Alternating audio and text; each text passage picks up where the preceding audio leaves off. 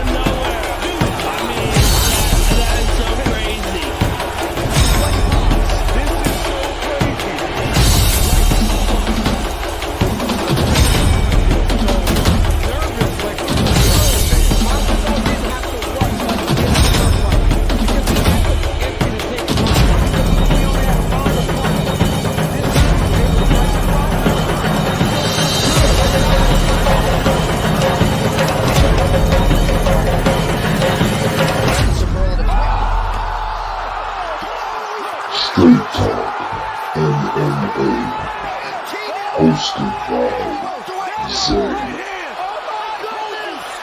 Bonez, the MMA Brotherz.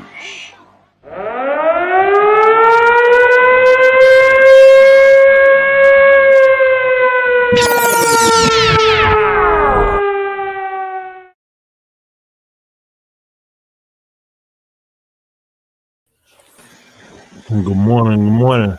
Morning, what's up, bro? Not much. What's going on with you? Hey, today is the day, man. Yes, sir. Yes, sir. And last night was the night. Yeah. But welcome everybody. Thanks for tuning in. We're here to break down. Well, not really break down, but more so go over and review UFC 297, Strickland versus Plessis. What was your overall thoughts of the card? If you had to give it a 1 to 10. If I had to give it a 1 out of 10, the entire card, I would have to give it probably a solid 7. I probably couldn't go no higher than like a 7.5, probably. Just because of certain fights, and also a little disappointing in some fights too. We'll get to it though. Yeah. I walked away feeling a little disappointed about some of the outcomes of fights, but I would give it a 7 as well. Started off pretty hot. Yeah, it did. We could just go ahead and get to it. This is one of the rare UFC cards where like it started out real hot, but it kind of like waned down a little bit or fizzled out a little bit towards the end a little bit, in my opinion.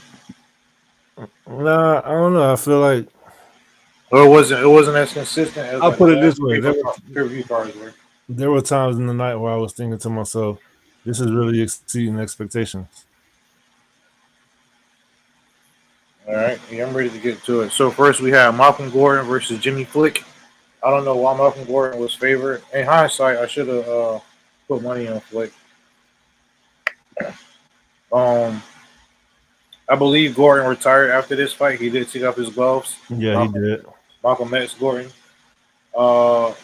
He came out real hot. He was a Canadian here. He tried to get the crowd into it early, and he kind of just blew his wire, and just he didn't have no energy left by the time the end of the first round was over. He almost got caught in a one flute choke. He was able to escape that, but in the beginning of the second round, he got taken down and he got put in the arm triangle and he submitted. Yeah, it was a pretty good fight. He did come out like a ball of energy. Brought the fight straight to him. Looked like he had him hurt a couple of times, but he got a little reckless and ended up letting Jimmy Flick grab a hold of him. They went down. I believe he was trying to get a Darce. Flick rolled out of it. I feel like this is a high energy fight. In the Yeah. second round, like you said, Malcolm Gordon, he kind of got himself in trouble towards the end of the first, but then in the second round, he came out, implemented the same game plan, and got the same results. That's how he ended up on the ground. And once he was there, Flick just got in. What was it? An arm triangle? Yeah, arm triangle. One of my favorite submissions. Yeah, I like a Darce. But yeah, so that was a pretty good fight. Then we moved on. Oh, and so Malcolm Gordon, he did retire, and he also set the pace for the rest of the night for the Canadian men. For sure. Next up, we had Jasmine Jasdavicius versus Priscilla Cachoeira. Hey, this fight, I give this fight beat down of the night because from the first round, from the beginning of the first round, all the way till the end of the third round, when she submitted her, she beat like the hell out of this girl, and she was such a bloody mess, and she just destroyed her. Coming into the fight, I felt like Priscilla had a chance on the stand up. She can catch her slipping, but very quickly, Jasmine, she was able to use her jabs, and she was piecing her up on her feet. And I believe she even dropped her in the second round, I believe. And then when she got on top of her, man, she said that she felt offended because she missed weight, and she wanted to beat some respect into her, and damn it, she did. Yeah, I saw that fight exactly how you saw it. She pretty much dominated. It kind of I was almost thinking of Shevchenko when she fought Priscilla Cachoeira because how bloody she was. Yeah. She was looking like Rick Flair back in the days. The referee could have stopped this fight in the second round and much earlier in the third round. And I also feel like Jasmine could have submitted her kind of whenever she wanted to, but she wanted to make a statement and she wanted to just beat on her. You know what I'm saying? Yeah, one thing I did notice about Priscilla was when she was on her back and she was Jasmine was in full mount. She kept extending her arms straight up, and it's almost like she was giving her the arm bar, Yeah, but she didn't take it. So I see your point on that one. I think she's gonna move up to the top 15. she should, in my opinion. Okay, next up, we have Johan Lanise versus Sam Patterson. Hey, bro, as soon as I seen Sam Patterson, I remember where I seen him before. He fought in United Kingdom last time in the England card, and he got knocked out. And he was trying to fight the rough, and he stood up, and he was Oh trying to yeah, fight he the got rough. knocked out by a real dude way smaller than him, right? Yeah, Yeah, I remember that. When I saw him at the weigh-ins last night, I told Jocelyn he got the most chokeable neck in the world. He was gonna strangle it. You feel me? It's just out there. yeah. But so ironically, he won by decision. He got a rear naked choke on Johan. This was pretty quick. I think it was like not even a full half a round. I feel like Johan was just kind of outmatched when it came to the ground. Yeah, one thing about Sam though, he need to keep his chin down a little bit because he got his head up, straight up when he come in and with his jabs and stuff. So I feel like for him to move further in the division, he needs to improve that a little bit. He got that James Vick syndrome. Yeah, executioner. Next up, this was a really good fight as well. Jillian the Savage Robertson versus Polyana Viana. A little back history about Polyana Viana. She was in Brazil. What are they like? 125ers, right? Yeah, I believe so. So she was in Brazil. That's where she's from. Somebody came and dude tried to rob her, and she ended up putting dude in the hospital. I just think it's kind of funny. A woman that small. Hey, shout out to everybody in the chat. Dale, thinking black. Full time. Sean is so freaking good. He's going nowhere. Shout out to Logan. Yeah. So this fight, I was real proud to see Jillian get the dub and not only get the dub, get the submission. Uh, neither one of us really realized she was Canadian because she always down here in South Florida so much. I thought she was native Floridian. But this is only the second time that she has fought in Canada, and she was pretty impressive. She was able to control the pace, get the takedown, and submit her. I was pretty happy with this. Yeah, you had called it by armbar yesterday too. Yeah, it wasn't by armbar though. She ended up getting I believe it was a TKO. Yeah, Yeah, TKO stoppage. but So she she almost just had the armbar. yeah she just was had her like in a I want to say mount, but she kind of I think she had her in mount, and then the girl kind of turned to her side. Yeah. She just kept punching her, and she had no defense for it basically. Um. So Julian Robertson back to the 15. I feel like she never could string together like stack wins. You get what I'm saying? Yeah, They consecutive never wins. string together like a strong win streak. It's always 2 wins, 2 losses, a win, loss, win, loss, 2 wins, two Right, losses. right. But I'm a huge fan of her though. Yeah, she's pretty cool. Um, Next up, the bantamweight division. I think this fight was scheduled for Dana White. Tuesday Night Contender Series, but it got scrapped. They put it on this card. This Yeah, was but this was a rematch though, right? yeah, I believe Yeah. so. They possibly got fight of the night, in my opinion. Well, when I first saw it, it was one of those fights that I wrote down. Like, remember this fight for NBA Awards. Yeah, honestly, when the fight was announced, I didn't know the history between them, but apparently, Yeah. Tavares, they fought before Tavares got dropped, and he had like one follow up shot, and the referee stopped the fight. But the consensus thought is that it was an early stoppage, so that's why they wanted to run this back. So it made sense in hindsight. Uh, Sydney, um, I felt like he kind of underestimated Tavares because maybe he did knock him out last time, and he seemed like he's the more explosive striker, you know. So I feel like he was kind of trying to pick his shots, but Tavares from the start of the first round, he just came like a raging bull, and he just cut the pressure on him. He didn't back up. He kept moving forward. He cut him up pretty bad and had City real bloody. I felt like that definitely helped him as far as getting a decision win. Because it was a split, it wasn't a unanimous. So, but I was pretty impressed though. Yeah, I honestly thought City won that fight. He looked like he got his nose broken in the first round, but I feel like he came back and won rounds 2 and 3. But it Did you was a call? really close fight. It was really entertaining. Both men trading back and forth, two-way traffic.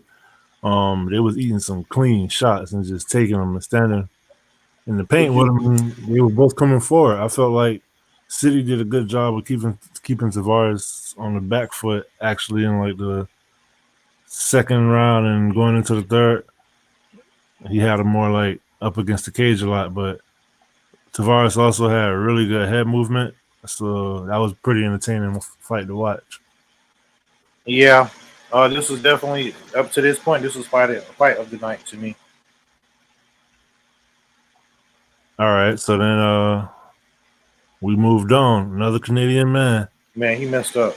A lot of people Charles ticket, man. Jourdain versus Sean the Sniper Woodson, and this is another one that I picked wrong. I picked Charles Jourdain, and he kind of got pieced up from the start. It was just hard to get around that reach, and the reaching the lengthiness, he couldn't take him down because he had a movable center of gravity. So, and then the second time, I think he went and shot for a takedown. He ate a knee. Like Sean Wilson, just timing was on point. Yeah. His striking was crisp. Did you think that this was a clear victory for Sean Wilson because it was a split? Yeah, I thought it was clear. Yeah, I thought so too. I thought they was trying to give him my boy Eric Jordan a little home cooking right there, but Yeah. overall, I was pretty impressed by Sean Wilson. I'm interested to see where he can go. I don't know how far he can go in the division. He has one loss. I think he was like 11-1 now, so it's a pretty good record. Yeah, Uh, go ahead. yeah, but I like his length, and he was. I always like to see when you have the tall, lanky fighter, especially it's usually in the lighter divisions like lightweight and stuff like that. I like to see him use their range and not be like Stephen Struve, you know. Um, so I like the way Woodson was able to use his range and stay at length. And like you said, Charles Jourdain just had a hard time getting around it. Yeah, and I hold Charles Jourdain into high regard, so I feel, and he went for it. Like in the end of the fight, you could tell he knew you were losing. Woodson didn't even think he won. He was walking out of the cage. Yeah, at the end of the fight, Bruce Buffer, it was kind of weird. Like I watched the fight last night, and I thought I heard him say Charles Jourdain won, but then when I watched the fight again this morning, he did say Sean Woodson. So I don't know. It was kind of weird. They say everybody say they heard the wrong name or something like that. Yeah, I heard the wrong name last night, so I'm wondering if maybe they edited or something like that. Because when I went back and watched it again this morning, it did say like he sounded like Sean Woodson, but last night I could have sworn he said Charles Jourdain. Did you hear him say that too or no? Nah, I didn't hear it. So you heard him say you heard him say Woodson? The missus said that to me too, and I heard Dana White talk about it in the post fight. So Bruce Buffer did say the wrong name. Nah, he said the wrong name. He said the right name. Everybody heard the wrong name, and then he was saying how Buff don't mess up, and if he do, he'll like. Somebody else is saying, I don't know. People saying both, but that's weird. I ain't hear it when it happened. I just think it's kind of weird how when it happened live, I definitely heard Charles Jourdain, but this morning when I replayed the fight on ESPN Plus, it said Sean Woodson. So what, you been Mandela affected?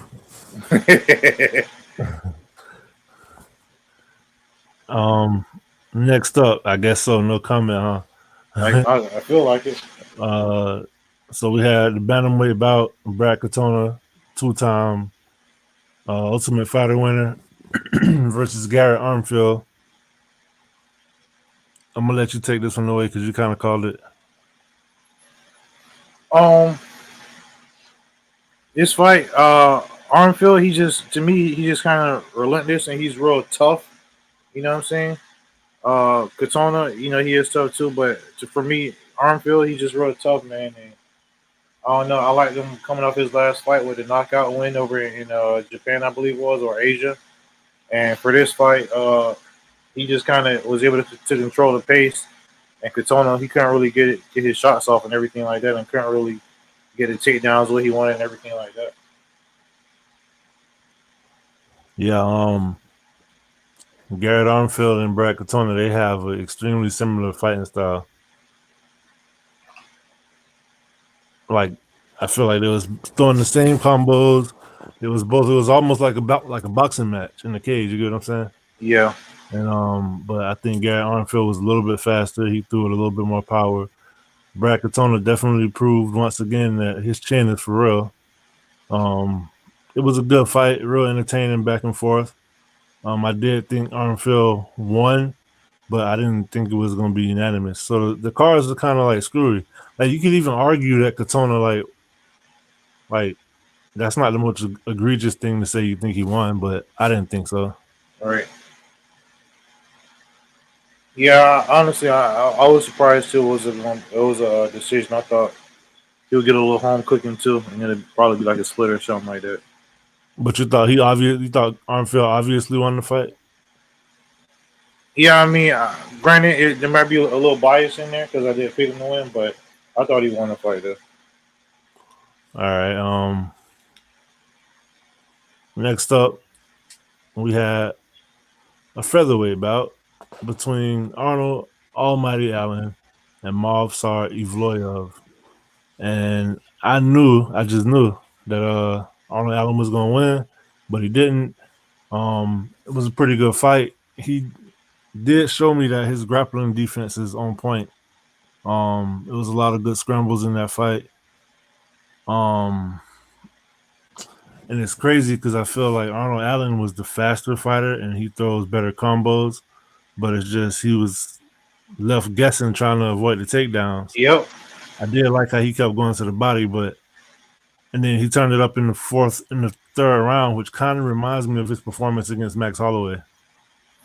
So it's like, as big as I am on this guy, it left me asking myself the question: is Movsar Evloev just for real like that, or is Arnold Allen been exposed? I think it's a little combination of both. Like Evolov, I wouldn't say he has a better stand up than Arnold Allen, but because of the threat of the takedown, it makes it to an even playing field. Because Arnold Allen can't get his shots off the way he wants to, because he's so worried about having a sprawl or having a worry about the single leg or whatever or the clinch game or whatever. Yeah. So I just feel like he kind of just stifled him a little bit. Arnold Allen's offensive game, but I'm interested to see how far Evil Love can go in the division. And I'm also interested to see where Arnold Allen can go from here too, because it's weird. Like you see a fighter fight 5, 6, 7 times and they never lose. Then they lose 2 in a row. You know what I mean? Yeah, and then they start losing. Yeah. I So hope that's not the case for him. No, I hope not either. He a featherweight. I mean, I got a good matchup for him. How about your boy Josh Emmett? That'll be fun. I think it'll be a good one. I'd like to see him fight Yair too, though. Yair got a fight against Ortega. Yeah, I know, but I'm just saying I would like to match that up. Yeah. Which, by the way, Yair gonna win that fight again. I won't argue it. Next up, we had the Action Man Chris Curtis versus Mark Andre the Power Bar Barrio. You got it, bro. This is one of those where you were saying that you thought Chris Curtis was going to lose. I felt like just the fact that he had more experience and he was more defensively responsible was going to get him through this fight. He's a little bit faster too, but Barrio came out and he showed that he evolved as a fighter. He was way more patient, wasn't super overly aggressive, so therefore he didn't get hit as much as he usually do. This fight started off kind of slow, but it's like each round was better than the last. The second round, it started getting a little heated, and by the third round, they was just throwing bombs at each other, all gas, no breaks. I don't know. I feel like Chris Curtis, that Philly shell, he's just really good at it. Kind of remind me of Sean Strickland. Just more athletic with it, though. I won't disagree with you that Barrio, he did evolve, but I will argue that him, quote unquote, evolving and not going crazy is also what hurt him too in this fight, because that's the reason why I picked him, because I thought that he would be the Terminator and keep pushing forward. And even though he wasn't catching Chris with all his shots, he would just like wear him down a little bit. And by the second or third round, he would be a bloody mess, and he would just, kind of just run through him and just take his will away a little bit. I was wrong for that. Chris Curtis, that Philly shell defense, it held up throughout all 3 rounds, and it was pretty cool, but pretty impressive.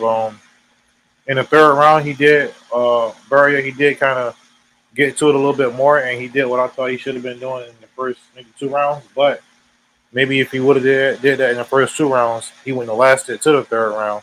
So That's something to think about too. But hopefully, though, I am a fan of Barrio, and I hope that he grows from this experience and he grows from this loss. And I was hoping that he would win so he can crack the top 15. But I like the Action Man too, though. He always hitting the Randy Orton pose, and he came out to the ass team something too. Probably because they was in Canada. Yeah. But so here we had another Canadian losing. It was a train. Next up, we had Neil Magny versus Mike Malott. Neil Magny is pretty much like the gatekeeper of the welterweight division. Top 15 goes through him, and they use him as a measuring stick. And Mike Malott, I saw it It was no way in my head this fight was going to play out like this. Once again, I was wrong. The Canadian lost. Neil Magny was getting pounded out for about 2 rounds, 2.5 rounds. I would say 2.5 rounds. 2 3/4 rounds. Yeah. For like 12 minutes, let's just say that. And then he pulled a rabbit out of the hat and actually got the KO TKO, and the referee waited so Oh my long. God, bro! Stop The referee tried to get this guy every saving grace in the book. You know what I'm saying? He tried so hard. You know, it's like that one friend that you got, man, that just keep letting you down or something. You know, you try so hard to give him a chance every time, he just keep letting you down. But bro, Mike Malott, I don't know, man. This left me speechless. He dominated the fight for the first 2.5 rounds. He was eating Neil Magny leg up with them leg kicks, and it reminded me of Magny's last fight against Machado, where he was getting tore up with the leg kick. So I thought that okay, he found the game plan. He's going to implement that game plan, and he's going to cruise to victory. I don't know. I don't know if he just wore himself out or whatever or something. I did hear an analyst, I remember who it was, say that he probably tried to go for the finish in the third, and he gassed himself out because he do have 100% finishing rate, so that's all he knows. And so he never been to this deep in the fight before, And the UFC doing the classic grizzled young vet versus old wily veteran. You know what I'm saying? Yeah. Neil Magny was able to just pull through, and I believe he got the takedown with maybe like a minute left in the fight or a minute and 30 left in the fight. I'm not sure. And then he just got on top and he just started pounding out Mike Malott, man. And I'm sitting there screaming for him to get up or turn around or do something. And he just flailing in the fits. And I think he just was tired and his gas tank was done. Yeah, Ruff really did try. And Trevor really said, man, for real. Manny won me a few dollars in that last minute. Bro, the odds for him to win when the third round started was insane. He was like plus 1,000 to win. Man, I don't know. Mike Malott, this was a huge, devastating loss for him because he was supposed to be Canada's next big star. I'm not saying he still can't be, but like you said. Yeah. People had future champion written over him. He was Canada's version of Ian Gary, I would say, But I don't know, man. This was a crazy, crazy fight for me. Yeah, it was pretty crazy for me too. I couldn't really Chael Sonnen always say that fighting is the only sport where it's not a home field advantage, it's a home field disadvantage. Yeah. And it's like I wonder if that got to him. He fighting. Just look at the guy who fought earlier, Sam Patterson. He said his last fight was in his hometown, and he came out and he basically got embarrassed and got knocked out real quick. And he said it was too much. The pressure was too much. So now he's in somebody else's hometown, and look what he did to that person. He submitted him in the first round. Yeah, that makes sense. So I mean, when it comes to fighting, if I was a fighter, I wouldn't be so eager always constantly fight in my hometown because it's so much. Man, it's just so much expectations and so much pressure, and you gotta worry about giving tickets to 300 different people and all that kind of stuff. You know what I'm saying? Yeah. Where do you think? Who do you want to see Neil Magny fight next? Honestly, he's ranked number 13. Number 14 is Mike Chiesa, and number 15 is Renat Fakhretdinov. Ooh, Renat Fakhretdinov pretty raw. I don't know. You said he was right next to who in the ranking? Number 15 is Fakhretdinov, 14 is Michael Chiesa, and 13 is Magny. Him and Chiesa would be a good fight. I was going to say, let him and Chiesa go at it. When they leave town. Yeah. All right. What about Mike Malott? Oh, man. I don't know. I can't. I mean, maybe. I got a good one for him. Alex Cowboy. Oliveira? Yeah. That's I don't actually know. not a bad idea. I don't know if he's still in the UFC, but No, I if think he he got is, cut, but that would have been a good matchup. I can't think of another welterweight. GM3, Gerald Mishar, is he welterweight or a middleweight? Uh, He fluctuates, don't he? Don't he go yeah, both? he fluctuate. He fluctuate. I don't know. But all right, we're gonna go ahead. Once again, Canada's golden boy, another L. So basically, Canada's men went 0 for what, like 4 or 5? We can go for 5. Only Canadian victor was Jasmine Jurajevicius with the beat down of the night. And I just said it earlier. And I think that's it. No, it was 2 subs. Oh, Julian Robertson. Oh yeah. Okay, yeah. All right, so a little known fact. This is gonna be crazy. But this fight right here, the women's bantamweight title fight, it was only the second title fight in that weight class that didn't include Ronda Rousey or Amanda Nunes. What was the first? The first fight was Holly Holm versus Misha Misha Tate, Tate. right? That's crazy, right? Very crazy. And then if you look at it too, there have only been 2 people to ever defend that belt. Ronda Rousey and obviously Nunez. Yeah, everybody else had it and Yeah, because lost it. Misha Tate lost it to Nunez. Holly Holm lost it to Misha Tate. Yeah. And Julian Pena lost it to Amanda again. yeah. So So I don't know, I just feel like I didn't realize the lineage for that division was. I mean, it's so young, but still, like it's so short. yeah. But another fight that did not go at all how I expected it to go. I thought Myra Bueno Silva was gonna get a submission. I put my money on it. I was wrong again. Yeah, she lost me some money too, bro. She came out extremely aggressive and just, I don't know, Raquel Pennington was calm. I don't know if this was the experience coming into play, but she gassed out. And I don't know, it was just, you could tell she wasn't ready for the championship. She almost tried to sneak a few chokes in, like a standing ninja choke, like she did Holly Holm.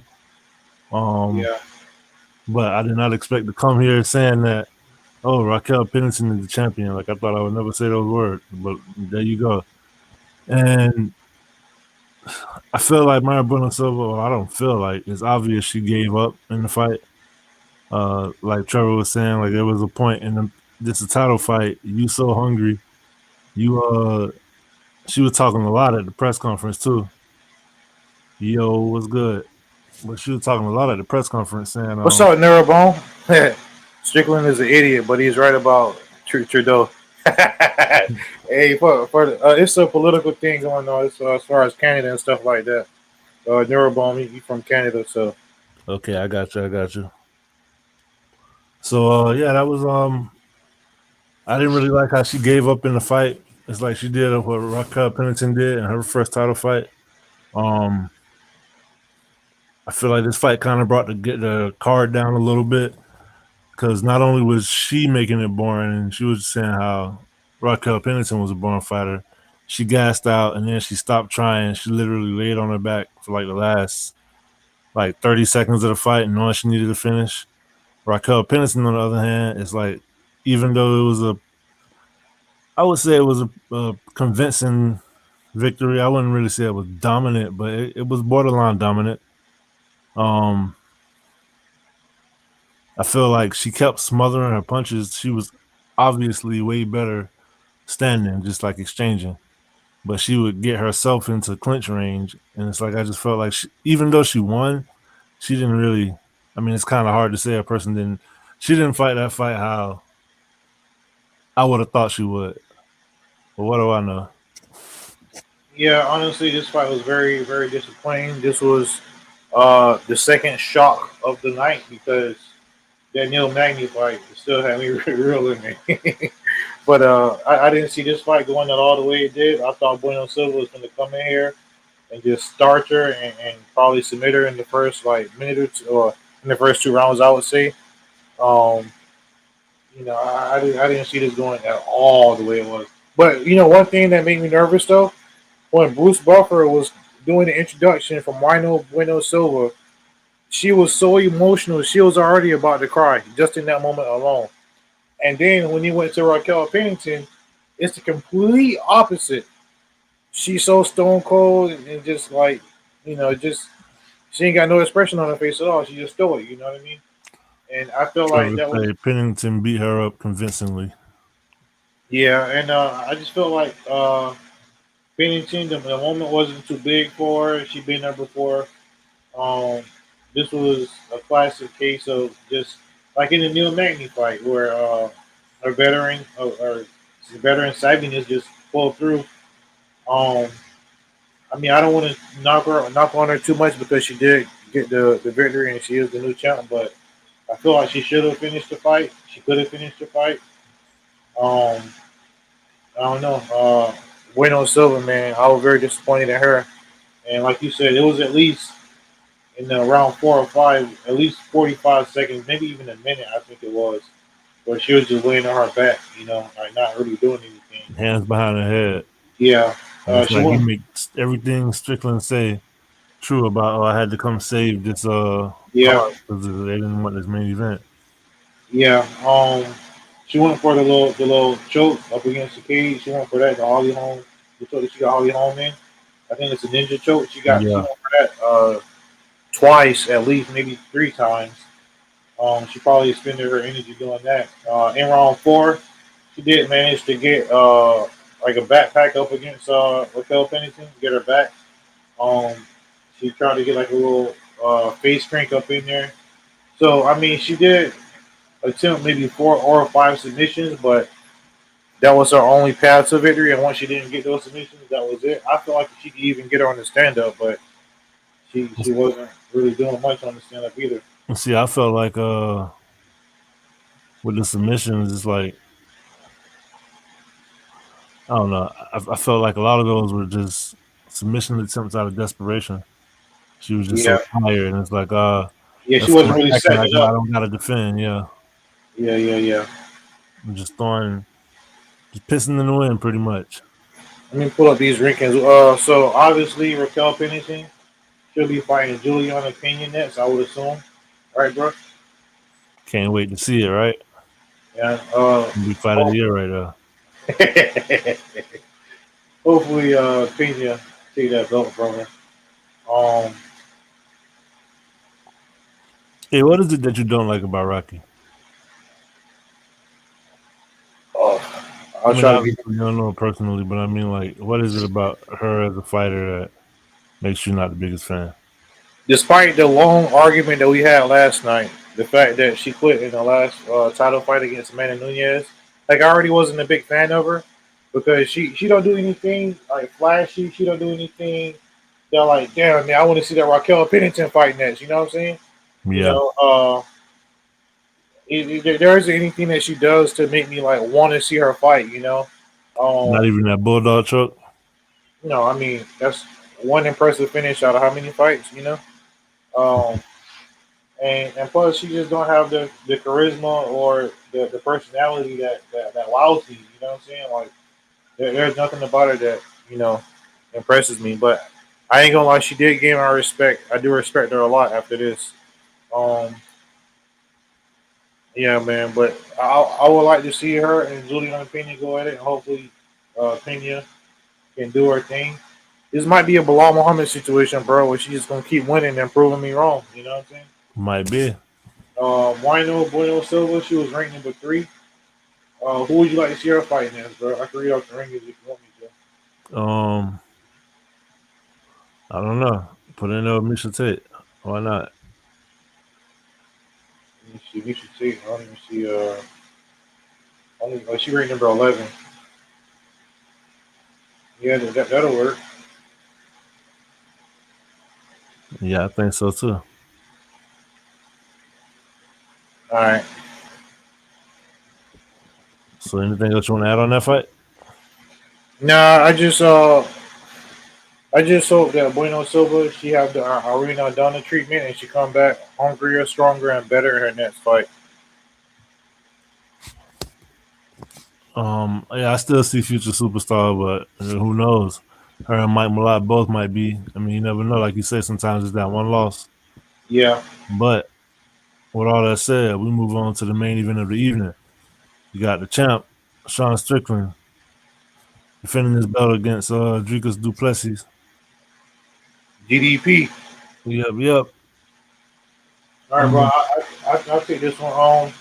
For me, this is a very competitive fight. I can't say that DDP he whooped Strickland or he won decisively. In the first round, Strickland was jabbing him, and I thought that was going to be his key to victory. I thought the way the first round played out, I thought all 4 rounds would play out that way. Following that. But Dricus in round 2, he came back, and I gave Dricus rounds 2, 3, and 4. I gave Strickland rounds 1 and 5. Dana at the press conference, I'm pretty sure he said he gave Strickland the fight. I was talking with Vic earlier. He gave Strickland the fight. But for me, I feel like in rounds 2, 3, and 4, Dricus came on a little bit stronger. He actually busted up Strickland with some elbows and some other shots. He had him like a bloody mess. Not to mention Dricus, his face was pretty swollen too. It wasn't as bloody, but it was pretty swollen. I believe his left eye. Yeah, that eye was almost swollen shut. Yeah, and at the end of the first round, he said, "Oh, I can't even really see out my right eye, on my left eye." So the fact that his eye was basically swollen, and he was able to fight the next 4 rounds like that and still pull out the victory. Now, I feel like people underestimate how tough he is, and I've been a fan of him since day one. It's just listening to Sean Strickland press conferences and interviews. Like, how can you not be a fan of that guy? You feel me? So I was just more of a fan of Strickland, but I do like Plessis too. And so yeah, I gave Strickland round 1. I gave DDP round 2, 3, and 4, and then in round 5, I gave Strickland round 5, and then I would say like the last 20 seconds they did like a little brawl or whatever, and Strickland started just coming alive a little bit, but I wouldn't say it was a robbery. It was definitely a close fight. After the fight, DDP called out Izzy. I still want Izzy to just take some time and just relax and heal up and stuff like that. I'm not ready to see him come back yet. I don't want to see a rematch of this fight. I don't feel like it was a robbery, so I don't feel like they need to do a rematch. I think I'm pretty sure they're gonna have DDP fight comes out Chimaev next. So we'll see how that goes. So I was thinking the same thing about Hamza. I feel like this is the perfect opportunity for him to come in and snatch that belt away. I feel like it's kind of crazy to have middleweight title fights without Adesanya in them. Yeah, it's weird, right? Yeah, it is. Or even Robert Whitaker for that matter, Bobby Knuckles. True. Which that was the thing that I was saying. If he could beat Bobby Knuckles, then he definitely could beat Sean Strickland. Yep. But what? He impressed me. It was a really good fight. The last 10 seconds they stood and banged it out. Sean Strickland was checking all of those kicks though. I noticed that. Dricus cow kicks. Yeah. Yeah, they were getting checked. Really defensively sound. That jab was eating them up in the first round. I feel like the swing round, maybe round 2. I think that's the one some people disagree with. But if you ask me, I thought du Plessis won. I thought it was 3-2 also. His takedowns were perfect. Sean Strickland showed he got a real good takedown defense, but he know how to get back up is what I should say. Yeah. He not glued to the ground. Like as soon as he noticed that he going down, he already doing a little transition to try to get himself in a position to get back off the cage, get on his feet and off the cage. Bro, who do you want to see Sean Strickland fight next? I don't know. I'll read off the top. A couple of people. This was last night before the rankings were updated. You have number 1 in Izzy, number 2 DDP, number 3 Bobby Knuckles. I think that'd be a good fight. Bobby Knuckles and Sean Strickland. Number 4 Jared Cannonier. I thought they fought already. I'm not sure. I don't remember if they did. I don't remember them fighting. I know he fought Cannonier already. Vittori, Paulo Costa at number 6, Brendan Allen at number 7. That'd be a nice one. Roman Dolidze at number 8. Roman Dolidze got a fight coming up. I guess Nazardine Imanov. Yeah, and I feel like, okay, so you take Drakus, and if Izzy can't come back, you let him fight Hamzat. And then you got who we just said was fighting? Dolidze and Imanov. Yeah. Then you let them two fight it out, and then the winner of that fight Sean. Not bad. I would like to see him fight Bobby Knuckles. I didn't realize. I thought they fought already. I don't know. So you don't think they're gonna try to give him a rematch? Nah, I don't want to see a rematch. Do you?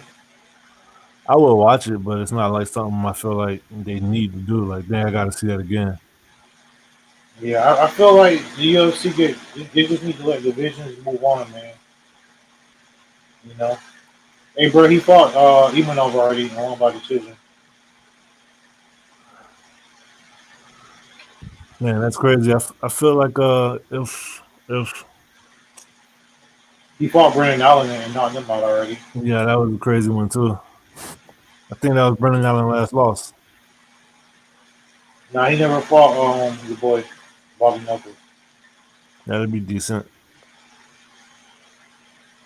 I like the parity in this division right now. I'm not gonna lie. Yeah. It's like it's wide open now instead of trying to say who we're gonna send to the slaughter for Izzy. Yeah, so yeah, I would like to see him fight Bobby Knuckles next since he never fought before. Upset of the night would be what do you think was a big upset? The Bueno Silva or the Mike Malott? That's a good one. Anybody in the chat, if you let me know what you think. What was a bigger upset? Raquel Pennington. Yeah, because in my mind, I really knew that Raquel Pennington was gonna do that. Was gonna lose, and she didn't. So I would say for me, that was my personal biggest upset. Yeah, I would say so too. Like, even though I didn't think Mike Malott would lose, I got more respect for Neil Magny as a fighter than I do for Raquel. So, yeah, I would definitely say that co-main event was the biggest upset for me. Yeah, like I said, overall, it did deliver, exceeded expectations. I see they announced Jim Miller versus UFC 300. Yeah, I think that's gonna be a good fight. What you think about that one, bro? I don't know, man. I have to look into it a little bit more. They got Cody Garbrandt and Davison Figueiredo too. Davison got that one. A lot of Pennington hate. I don't know. It's just, I just feel like I can't really say she overrated. She's just not really an entertaining fighter. Hey Trevor, she's not impressive. She has no charisma. She has no mic skills. She's not exciting to watch. Well, when you say all that stuff, it's like, what? I don't know, man. Mic skills and whatnot. Like, I'm just talking about like as a fighter. Okay, well, I'm gonna just leave it as a fighter. She's not impressive. Really, she's not exciting, and she's not, like there's nothing exciting about her, basically. And how in the hell did you not finish that fight? Yeah, and not to mention she quit in her last title fight. I mean, I guess at some point we got to start bringing that up. Yeah, But, I was like, what, 8 years ago? but it's still hard to get out my head, man. So that's what I was saying. As far as it should be hard to get this out of your head about and what, they got an all female card or something? That's all right. When is this? February 3rd. I think that's 2 weeks. Yeah. Oh, Jamal Pose. Yeah. I remember him. Hey, this actually it's kind of not that bad. Jamal Pose. I'm interested to see him. I believe I've seen him fight before. He just kind of got a little excited, had octagon jitters a little bit. Landon Quinez, yeah, I know him a little bit. Landon Quinez, he trained down here. Blake Builder, that's the dude who took the mean nut shot. Yeah, that's him? Yeah. All right.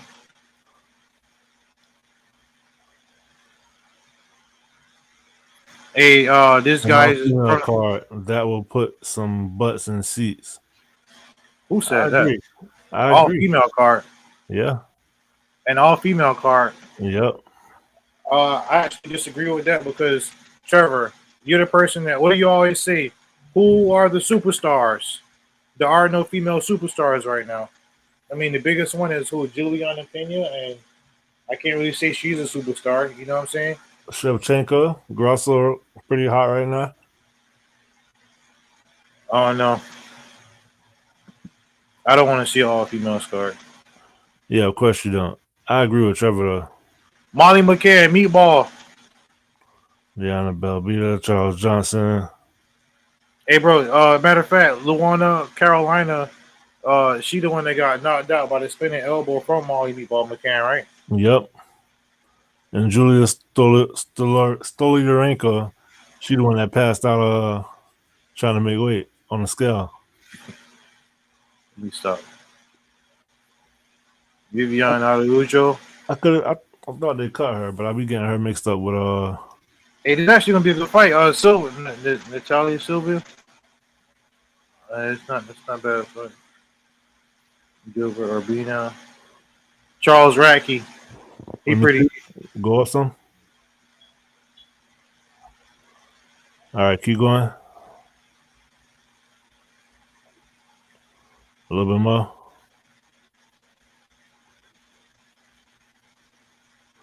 And Trevor said, I was saying that in utmost sarcasm. I'm thinking Black said, I think it would do well. Couldn't do 2 back-to-back, though. Yeah, I could see that, definitely. Hey, so basically what you're saying is you got to come up with 15 female fights that'll be entertaining and that'll sell tickets and stuff like that. Yeah, see, I don't know. Like, I think of it from a hardcore perspective of like, yes, I can think of 16 female matchups that I can put together right now that I would love to see. You feel me? But that don't mean that. Hey, bro, I want to do something. How about me and you? We come up with an all-female card. Obviously not right now, and we'll present it like next show or something like that. Because I'm interested to see. Because somebody else asked me about that too. Having an all-female card, and I don't think it'll work, but I want to put together a card. And no, we can't use Ronda Rousey because she ain't coming back. Good. That sounds something interesting to do. We could do that. Main event will probably be like Shevchenko or something like that, or Grosso probably, you know. If you want to go for low-hanging fruit, sure. Randy Brown, Rude Boy.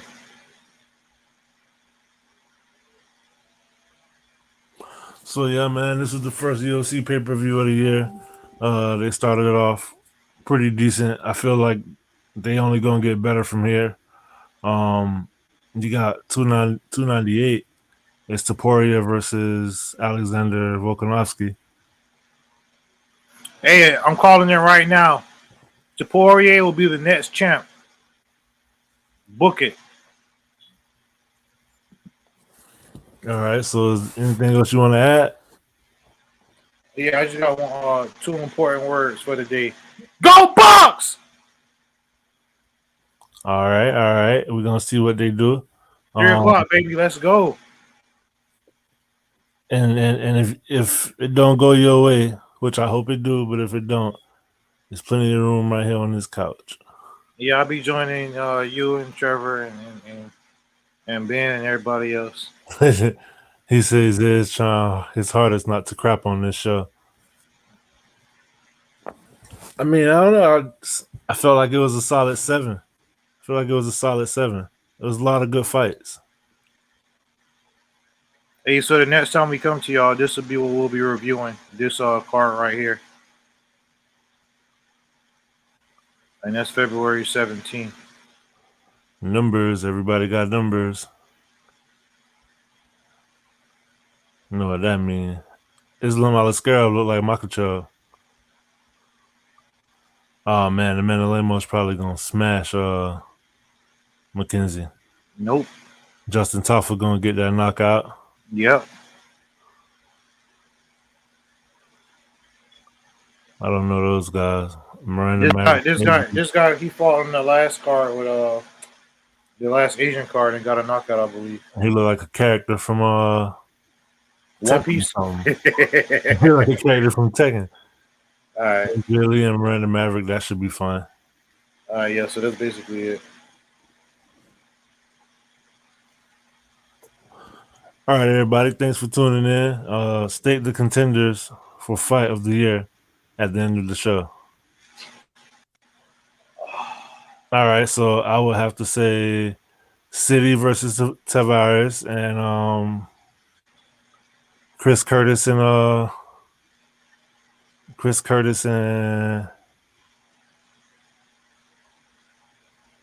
Barrio. That was pretty good. And the main event was pretty good too. Those would be the 3 fights that I feel like. I would say the first fight you named. Shout out to Cupcake in the chat. Let's go Bucks. I would say the first fight you named and the last fight you named. Those two. The main event from this card and then the Bloodfest that was the one you said. But so far, for me, the beatdown of the year has to go to Jasmine Drury the Vicious or Priscilla Cachoeira. Beatdown of the year. Upset of the year is Big Pennington over Bueno Silva. And that's all I got so far. I can't really say there's no knockouts of the year. No, I can't think of none yet. But that's all I got, bro. Even though what your boy Uncle Live did last week was disgusting. Oh, man. Hey, yes, I mean, so far, they got to be knockout of the year, right? Even though it wasn't, like, devastating. I think Thinking Black was saying, like, as far as something in the future.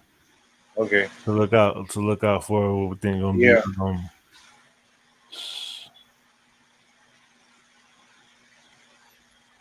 I don't know. All right. I feel like if Poatan fight Jamal Hill, that would be one. Yeah. Yeah, I'm looking forward to that fight. I got Poatan now. But all right, everybody, thanks for tuning in. Be sure to check out Man Talk Monday tomorrow at 6 p.m. It is definitely live. You got Take Fist Politics on Tuesday. Wrestling with Reality on Wednesdays. Yep. I believe they're doing a Royal Rumble review. Royal Rumble, you know, it's everybody's favorite show of the year besides WrestleMania. And then I'm pretty sure he got a debate this Thursday. The debate last Thursday was pretty live. So make sure y'all tune in. Hey, did Alicia give you a message from me last night? Nah. Nah. Ask her what I told her to tell you. Not right now, though. I ain't gonna ask her right now. Good show. Go Bills. Go Bucks. Let's go. Bills in. Hey, Bills and Bucks in the Super Bowl. That's what we're hoping for. Hey, from what I saw, that was a really good game last night with San Fran and. Oh man, I watched the replay last night, bro. That was a good game, man. That was a good game. Both teams were playing defense. Yeah. Exception costed them like that. I think that was the difference in the game right there. And when they didn't get their field goal earlier. Yeah. Well, they missed a couple things, actually. San Fran was just a better team. All right, bro. Hope All you right. enjoy your Sunday. Let's You go, too. Fox. 3 Good o'clock. luck. We're finna go to Motown and spank them lions. You know Pirates eat lions, right? Stay All off day. this couch. I know that. You said stay off my couch. Stay off this couch. Yeah, It's miserable here. I ain't trying to go there till after February. Ain't that right, Trevor? It's miserable here. All right. All right, everybody, enjoy your Sunday. Peace.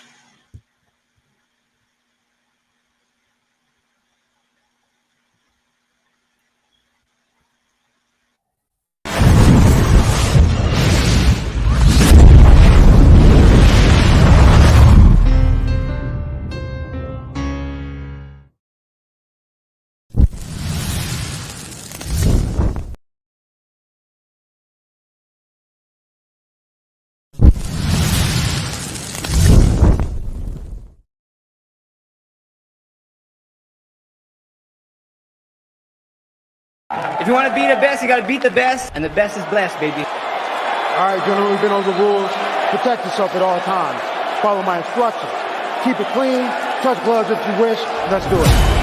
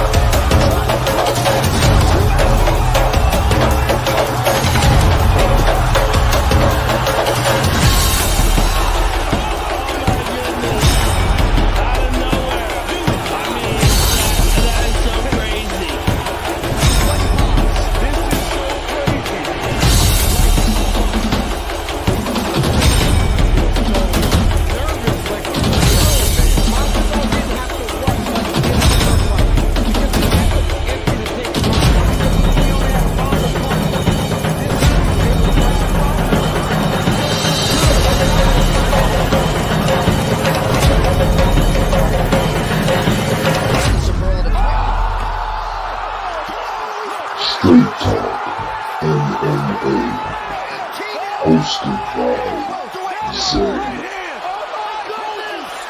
Bonez, the MMA Brotherz.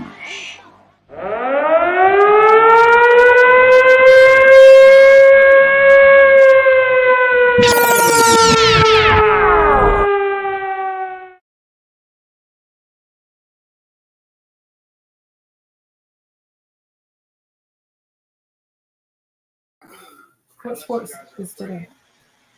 Well, you got football, but oh shit, I didn't end the show.